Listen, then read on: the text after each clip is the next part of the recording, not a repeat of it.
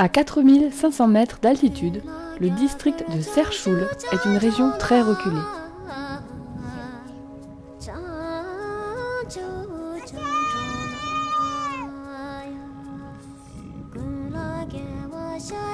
Elle se caractérise par des conditions climatiques rudes et des moyens matériels rudimentaires.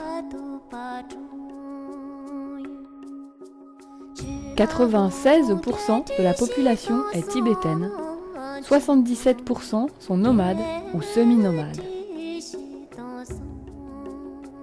L'électricité n'est présente qu'à certains endroits pour quelques heures par jour seulement en été.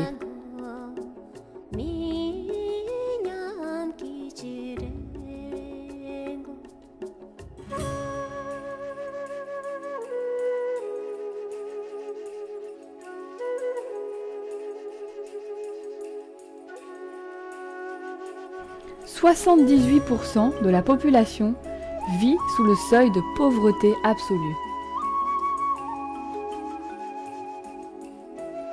La principale ressource matérielle des semi-nomades provient de leurs troupeaux de yaks.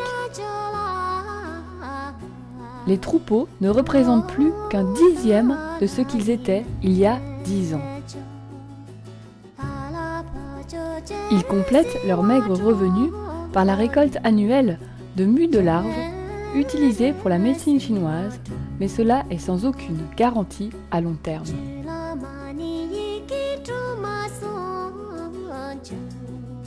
Des immenses sentiers traversent les plaines. Les routes en bitume sont rares et les moyens de transport sont très limités. Ils n'ont ni accès, ni moyen de se procurer de la nourriture fraîche, des médicaments et des soins.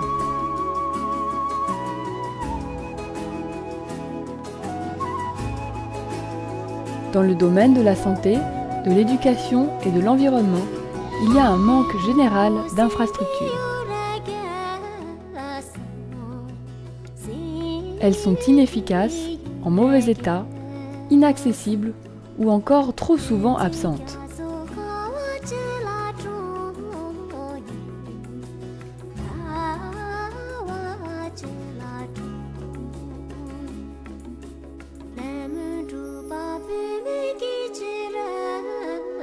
Beaucoup de familles choisissent de se sédentariser, mais sans avoir aucune alternative pour prétendre à un emploi.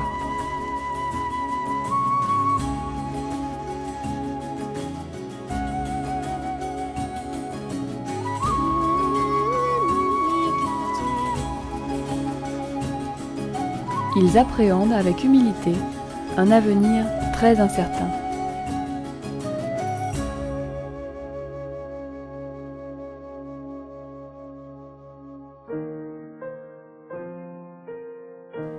Le niveau d'éducation et de scolarisation est très faible.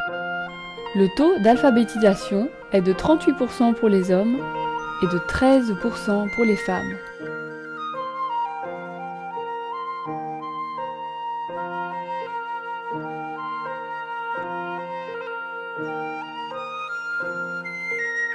Le district compte 11 écoles pour 70 000 habitants. Certains enfants marchent 1 à 2 heures depuis leur tente ou hameau pour aller à l'école. L'illettrisme empêche la population d'accéder à un avenir professionnel et réduit leur ouverture au monde. Les infrastructures, le matériel, le contexte favorisant l'éducation, tels que les repas et les soins médicaux, ainsi que la qualité de l'enseignement, sont minimes. L'éducation est un point clé du développement d'une région et ouvre des perspectives d'amélioration sociale et économique réelles. Dans les écoles, les classes sont surchargées. Les enseignants débordés sont surtout bénévoles et n'ont que très peu de matériel éducatif. Les classes groupées vont parfois jusqu'à l'âge de 17 ans. Beaucoup d'enfants commencent avec du retard ou manquent des années. La plupart des écoles soutenues par Norla existent sur la base d'initiatives locales. Ce sont certains parents, professeurs, lamas, qui les mettent en place sans le soutien matériel du gouvernement. En permettant aux enfants d'accéder à un enseignement de meilleure qualité, ils peuvent obtenir une formation grâce à laquelle ils pourront prétendre à un emploi.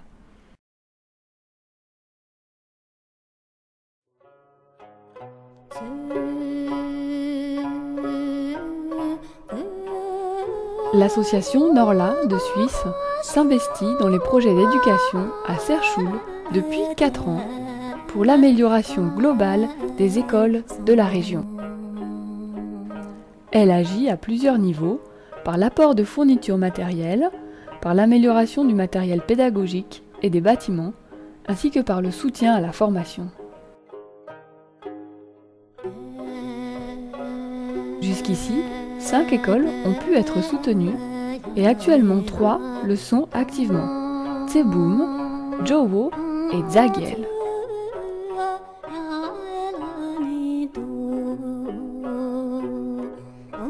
Norla intervient en tant que complément pour combler un manque réel au niveau de l'enseignement primaire, tout en favorisant l'autonomie des populations soutenues.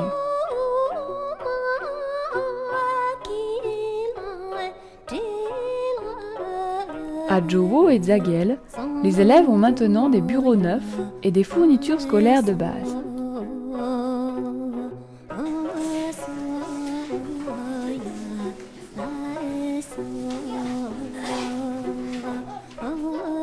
À Tseboum, la construction d'un pensionnat et d'une classe supplémentaire a pu être réalisée.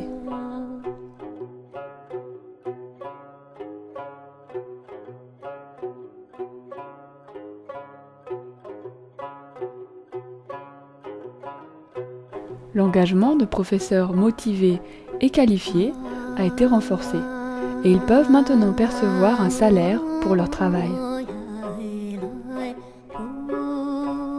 Les échanges avec des professeurs occidentaux sur les outils éducatifs ont permis à l'école de recevoir du matériel pédagogique. Ils ont pu ainsi créer des ateliers de sensibilisation aux questions d'environnement, d'hygiène et de nutrition.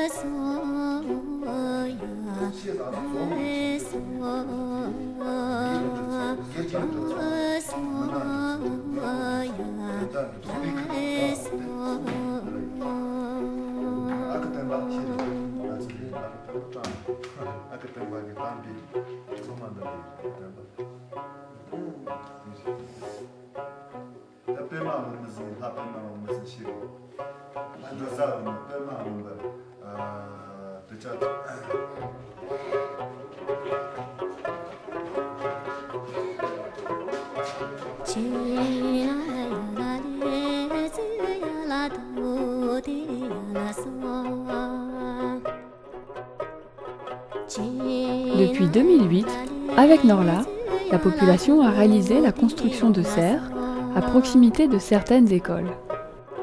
Cela a permis aux enfants d'être mieux nourris, de renforcer également les capacités locales et de réduire à long terme les frais de fonctionnement. Dans cette région qui manque encore beaucoup de moyens dans le domaine de la scolarisation, en développant ces projets, ce sont maintenant 230 élèves qui ont vu leurs conditions scolaires grandement améliorées.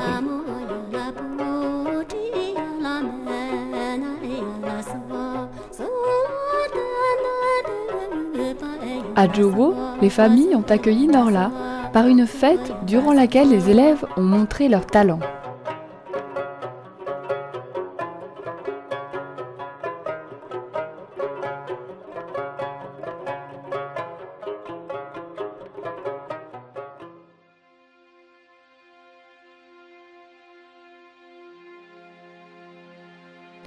Le projet phare de Norla France est de soutenir l'école de Jowo. Il n'y a pas d'école publique à proximité de Jowo, et les enfants sont trop petits pour marcher des heures.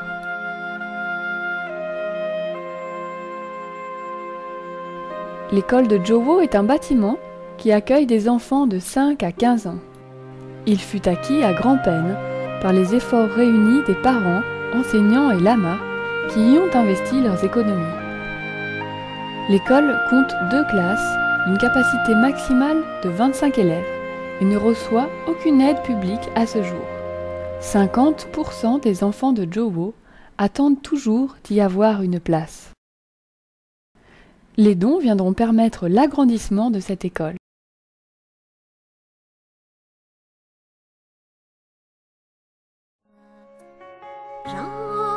À Jowo aussi, la construction d'une serre a pu être réalisée.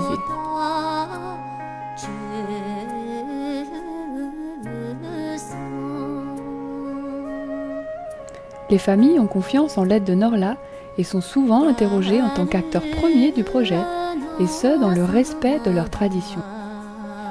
Nous aimerions en 2011 financer l'achat de matériel, engager 2 professeurs supplémentaires pour les mathématiques et le chinois, et fournir des repas équilibrés.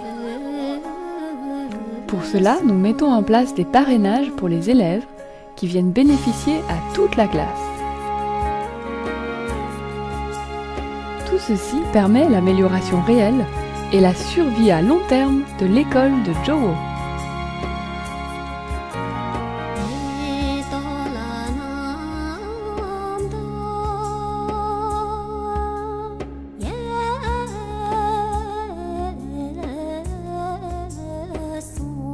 Soutenir les enfants dans leur scolarité, c'est concrétiser l'espoir d'avenir de plusieurs générations.